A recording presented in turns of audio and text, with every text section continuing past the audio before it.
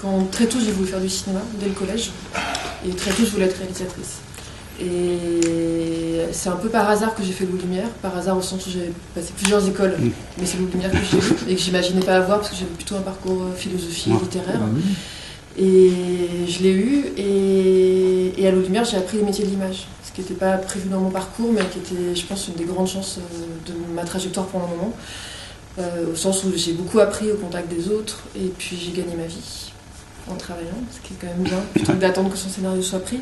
Et en fait, j'ai toujours écrit, après l'école aux Lumières, j'ai écrit d'abord un moyen-métrage en travaillant, et après le moyen-métrage, j'ai continué à travailler comme deuxième assistante caméra, première, cadreuse, selon la taille des projets, et j'ai écrit le film jusqu'à la fin, et même pendant le montage, j'ai refait de l'image. Donc j'ai toujours eu les deux pratiques. Et voilà.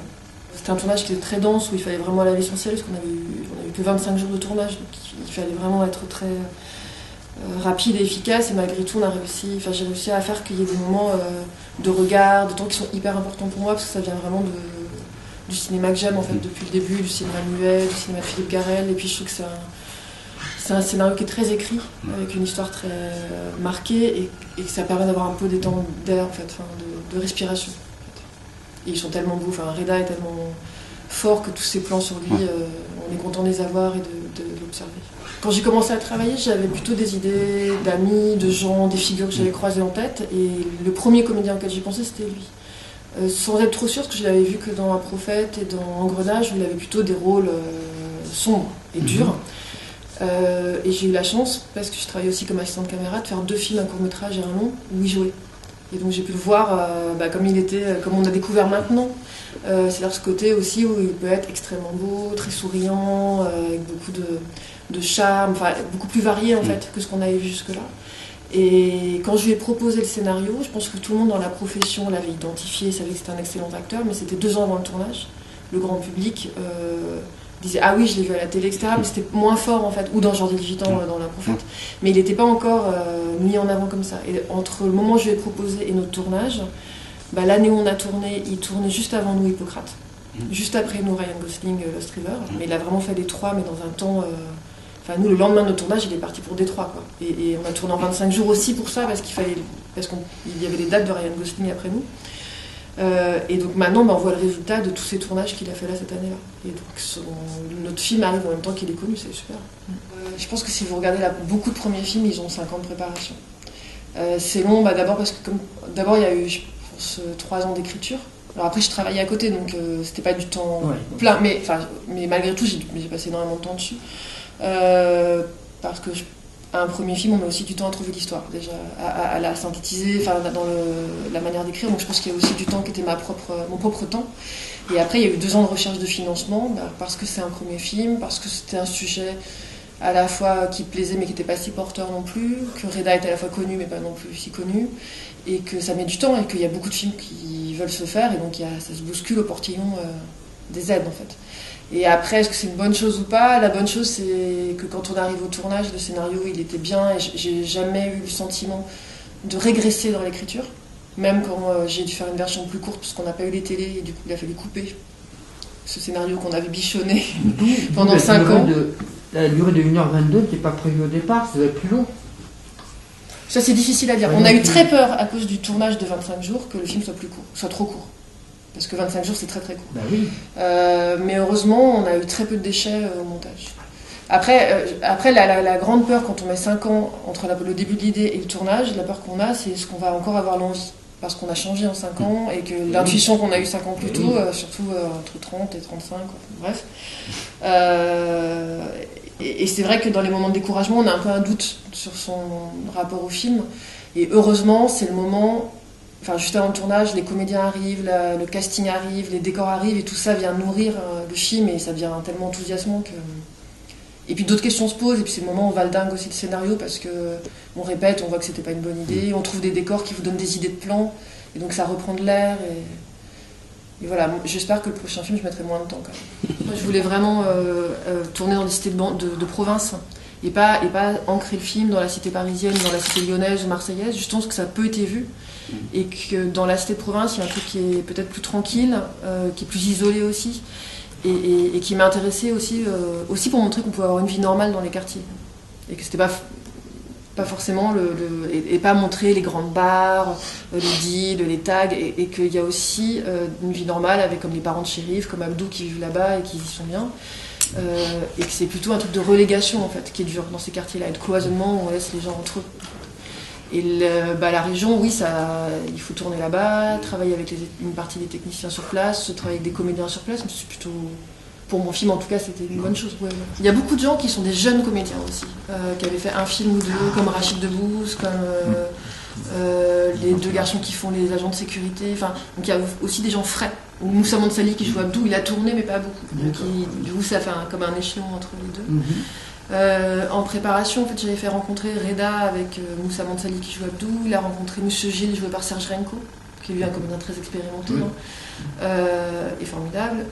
Il a rencontré Adèle aussi. Et puis sinon, j'ai travaillé pas mal avec les jeunes qui venaient. Les 4 principaux venaient de la région parisienne parce que justement, je voulais travailler en amont. On n'était pas encore sûr de où on allait tourner. Et après, c'est les situations en fait qui ont fait que ça marchait. Parce que Reda, par exemple, n'est jamais devenu trop proche des jeunes pendant le tournage. Je pense volontairement pour les intimider un petit peu. Enfin, il y avait plein de choses comme ça qui se sont passées. Et dans la direction d'acteur, je pense, parce qu'on m'a souvent posé la question, j'ai pas forcément de méthode, parce que je débute, mais je pense que j'ai bien choisi les gens. Et bien choisi au sens où tout le monde comprenait qui était son personnage, et savait ce qu'il devait faire, et qu'il n'y avait pas de choses à surjouer. Dans les non-professionnels, il y a aussi les étudiants de l'école d'infirmier, par exemple, qui étaient des étudiants qui étaient là, la prof du TP, c'est des profs du CHU de Rennes. Voilà, et donc ça, après, ils savent bien faire leur métier. Et les agents de sécurité du film sont des agents d'une agence de sécurité qu'on a trouvée dans la banlieue de Rennes, qui nous a beaucoup aidés. J'ai été le premier long métrage de beaucoup de gens à leur poste. Mais ce qui donne une foi dans le film, qui fait que même si c'est dur, tout le monde a envie de le faire. Et elle avait beaucoup tourné avant et on a travaillé 1000 fois ensemble avec Jordan, moi comme première assistante, elle comme deuxième. On a fait 2 longs métrages où elle était première assistante caméra et moi seconde. Donc on se connaît bien, et ce qui fait qu'on a pas mal travaillé en amont, mais que quand je donne des références, je crois qu'elle les comprend dans la même direction que moi. Et ce qui fait que sur le plateau, j'ai très peu interféré avec son domaine, parce qu'en fait j'avais déjà tellement à faire. Il y a beaucoup de comédiens à diriger dans le film en permanence. Et voilà. Donc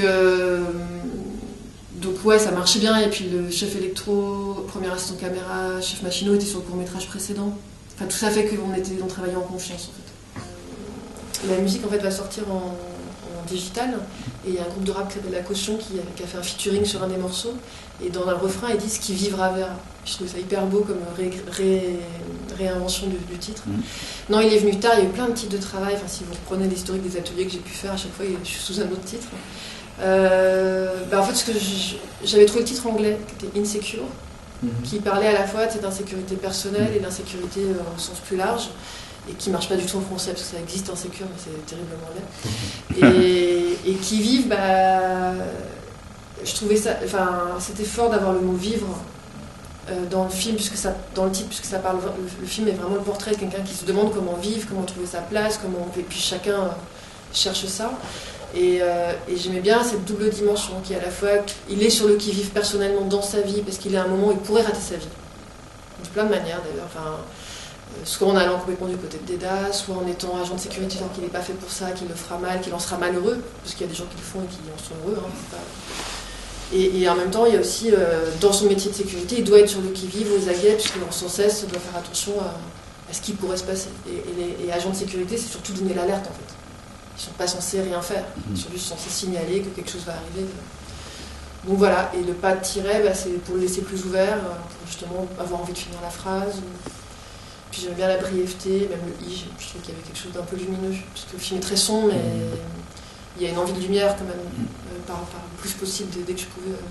Et celui que je trouve formidable aussi, c'est Adrien Ruiz, c'est celui qui a le vigile pas très grand à la brosse, qui est totalement, qui joue totalement ivre et qui apporte ce qu'on a découvert au montage en fait, parce que comme on tournait partout au milieu, je voyais pas tout ce qui se passait, et qui apporte un truc. C'était important pour moi aussi de sentir que tous ces gens-là avaient été touchés par ce qui s'était passé, et que voilà, et lui, sa manière à lui d'être touché, c'est de boire et de danser, d'être un peu flottant. Et puis après, les gens qui étaient non comédiens, donc les agents de sécurité de la scène, les serveurs et les serveuses, ils avaient le mot d'ordre, c'est la fin de la soirée, on a mis la musique, vous dansez, vous êtes plutôt entreprenante. Après, il y a les miracles, la jeune fille blonde qui va chercher shérif, c'était pareil, c'est des choses hyper importantes pour moi sur comment la vie continue et que les choses viennent pas de là où on s'y attend en fait. Elle était géniale cette fille, elle était toute timide, en même temps elle avait une espèce d'assurance et puis elle est toute petite, je sais pas, c'était magnifique ce qu'elle faisait alors que je pense qu'elle avait hyper peur. Il y a des moments sans légitime, il y a des moments où on doute et on n'est pas sûr de bien faire, on fait semblant de savoir. Oui, bien sûr. Parce que vous faites semblant, il faut que l'acteur se dise. Non, mais l'acteur, après, lui, surtout Reda, et puis même Adèle et Rachid et Moussa, ils ont tous pas mal tourné, donc ils savent pourquoi ils sont là, donc ils sont pas en train de tester ma légitimité. Enfin, il n'y a pas du tout cette question-là, ils n'ont pas besoin de. Ils voient le scénario, on est en train de le tourner, puis et sincèrement, on n'avait pas beaucoup de temps pour se poser des questions, donc on a avancé. Non, c'est parfois quand on doit diriger un comédien qu'on ne connaît pas parce que c'est un tout petit rôle et qu'on a du mal à le faire, on se dit mais je manque d'expérience pour trouver tout de suite le bon truc pour... Et puis au fur et à mesure du tournage, on s'améliore aussi en fait. En fait, les bus, ils sont construits de telle manière qu'il n'y a pas beaucoup d'angles. Donc, non, on a eu plein de photos de tous les bus de la régie transport de Rennes, on a choisi une autre en fonction du son, des couleurs, des vitres, etc. Après, par exemple, sur le côté casting de bus, mais sur le côté petit budget, ça veut dire qu'on a eu qu'une journée pour faire toutes les scènes de bus. Ça veut dire ça, en fait, ça veut dire ça, la contrainte de temps, c'est-à-dire qu'il faut réunir les décors et c'est là où la fatigue doit être mise de côté pour arriver à faire tout ce qu'on doit faire dans la même journée. Reda, c'est sûr que j'aurais envie de refaire des choses avec lui, mais peut-être ça serait sous la forme d'un clin d'œil ou d'un passage, parce que j'ai pas forcément envie de réécrire un film avec un rôle principal masculin. Je sais que Moussa Mansali qui joue Abdou, ou les jeunes, j'ai très envie de refaire des choses avec eux et de leur donner des rôles un peu différents. Parce que malgré tout, Moussa Mansali c'est quelqu'un d'extrêmement drôle, extrêmement séduisant, et je le verrais bien dans un rôle de séducteur ou de barman, enfin un truc différent en fait.